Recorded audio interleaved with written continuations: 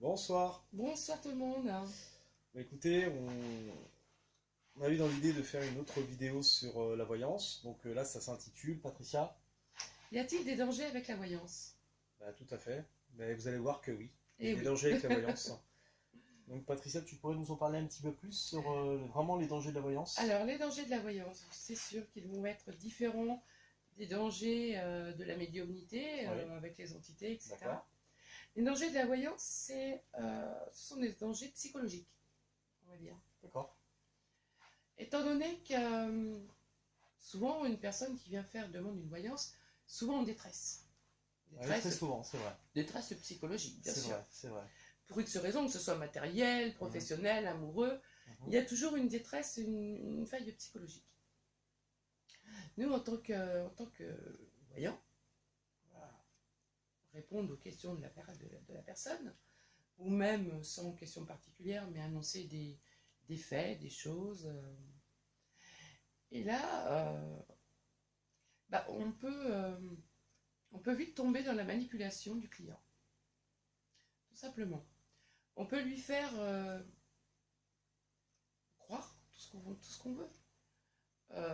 Jouer sur son émotionnel, sa faille psychologique du moment, et lui faire croire vraiment ce qu'on veut. Alors, on peut lui faire plaisir en lui disant, en lui annonçant des choses qu'il a envie d'entendre. D'accord. On pourra appeler ça une prophétie autoréalisante. Alors après, ça c'est encore autre chose. C'est pas que faire plaisir à la personne.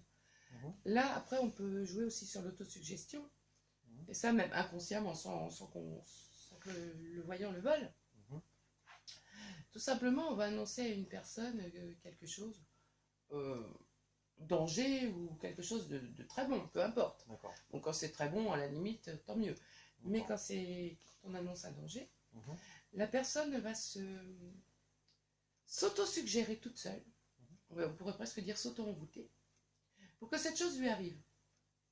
Elle va y croire tellement que ça va lui arriver.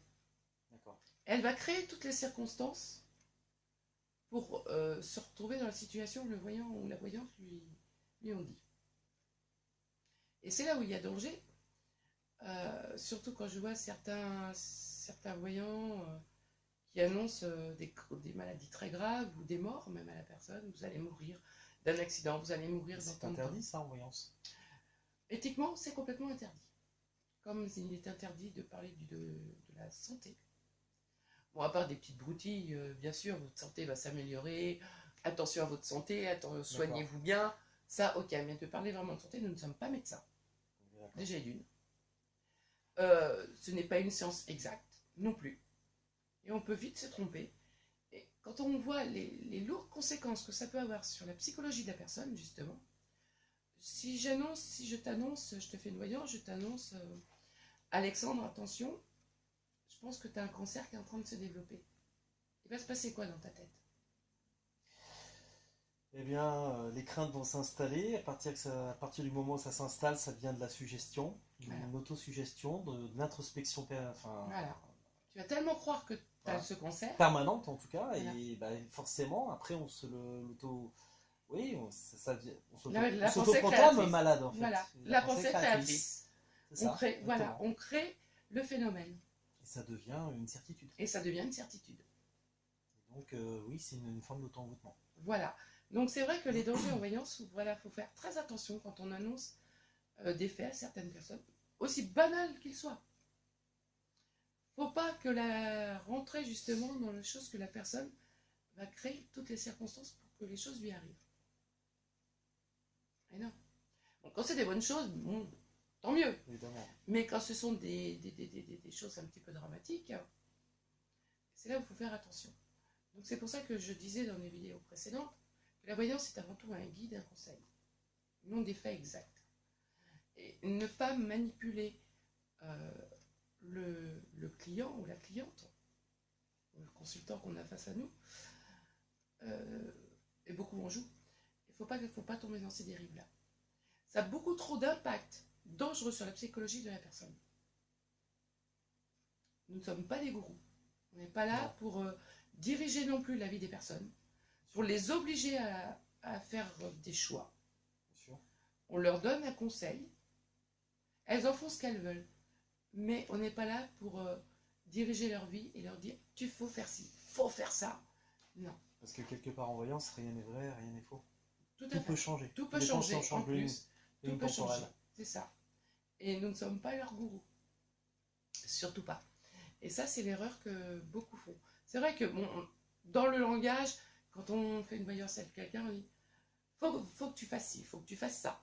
Mais il faut le prendre sous forme de conseil. Il y a la façon de le dire. C'est vraiment sous forme de conseil et non d'ordre. Parce qu'on peut faire n'importe quoi à quelqu'un qui va tomber dans la croyance et qui va prendre pour parole d'évangile tout ce qu'on va dire. Et là, c'est dangereux. D'accord. C'est très dangereux. Et ça, je voulais apporter, éclairer ce petit point dont je n'ai pas parlé la dernière fois. Et comme tu connais très bien, ça s'appelle le biais cognitif. C'est un biais cognitif, oui, tout à fait. Qu'on avait en psychologie. Voilà, c'est ça, c'est une règle de psychologie sociale. Ouais, voilà. C'est un biais cognitif. C'est ça, c'est comme si vous avez l'intention d'acheter une voiture rouge, vous envoyez nulle part, tiens, je ne vois jamais de voiture rouge, je veux une voiture rouge. Ah, dès que vous en avez une, comme par hasard, vous voyez des voitures rouges partout. Votre mental, votre cerveau se cale sur ça. Et donc, il va créer constamment les circonstances pour vous envoyer. Jusqu'au moment où vous allez avoir tombé sur une super promo chez un garagiste ou une voiture d'occasion pour une voiture rouge. C'est ça, c'est une faille du cerveau. C'est une faille du cerveau. Il faut le savoir. Il faut le savoir, c'est ça.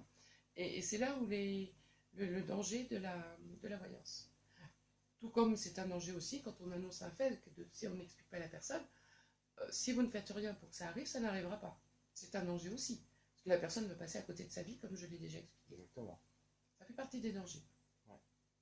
Après, il y a le danger de rendre addict aussi le consultant. En lui laissant supposer certaines choses. Ah bah là, c'est la fin de compte de la consultation, mais il y a encore plein de choses à dire. Il va vous arriver ci ou ça. Donc forcément, la personne va toujours venir réclamer de nouvelles informations. Et là, ça devient, oui. On rend addict la personne, on la rend accro. Ça devient des croyances. Et ça devient des croyances. Et du coup, il y a des personnes qui vont passer leur vie à demander des consultations de voyance parce que c'est devenu une béquille et elles ne peuvent plus vivre sans prendre une décision par elles-mêmes. Alors qu'il n'en est rien. Alors qu'il n'en est rien.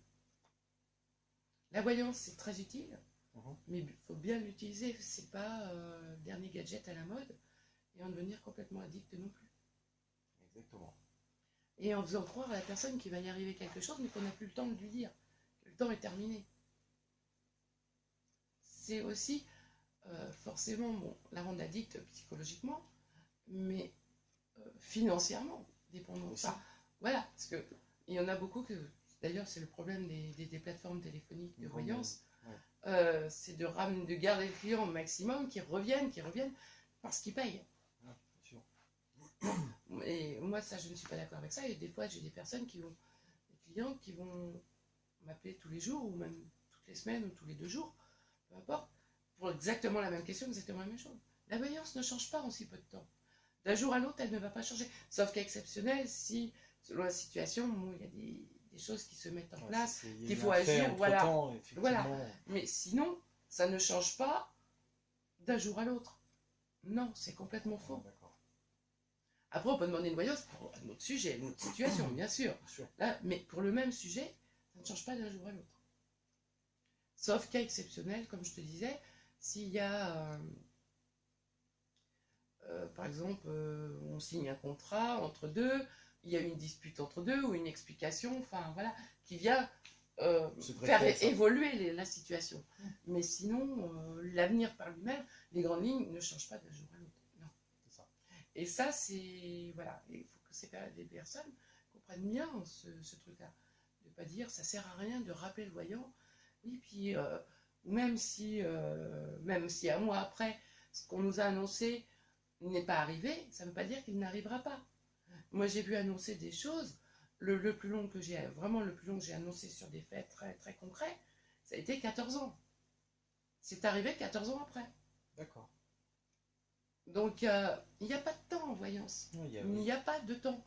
Et c'est pour ça, quand les gens nous demandent quand, mais il n'y a pas de date. Et en plus, on peut avancer et reculer les événements. en fonction de ce qu'on fait, Ce qui se passe de ce qu'on pense, de ce etc., qu'on de fait, plein de bien choses. sûr. Il n'y a pas de temps en voyance. Ouais. On peut voir un événement, mais qu'il se passe des années après. Moi, je vais donner un exemple, j'en ai plein d'autres, mais j'ai celui-là. J'avais une amie, assez proche, qui un jour a voulu que je lui fasse une voyance. Bon, c'était pas trop son truc, mais enfin bon, c'était sentimental. Elle avait, bon, voilà. Elle a voulu, bon, je lui fais comme si c'était une cliente, ni plus, voilà. Hein. Et je lui annonce certaines choses. Ça ne correspondait pas du tout à ce qu'elle attendait et ce qu'elle espérait dans sa vie. Elle s'est fâchée avec moi. Je lui ai dit, écoute, moi je te dis ce que je vois, je te dis pas, je te mens pas, c'est pas mon intérêt, j'ai pas envie de te mentir non plus pour te faire plaisir, je te dis ce que je vois, c'est pas mon rôle. Je n'aime pas mentir, je n'aime pas inventer, quand je ne vois rien, je ne vois rien, je dis ce que je vois. Donc ça ne lui plaisait pas cette réponse. Elle s'est vraiment fâchée avec moi, mais presque à la limite de m'insulter. Bon, c'est tout.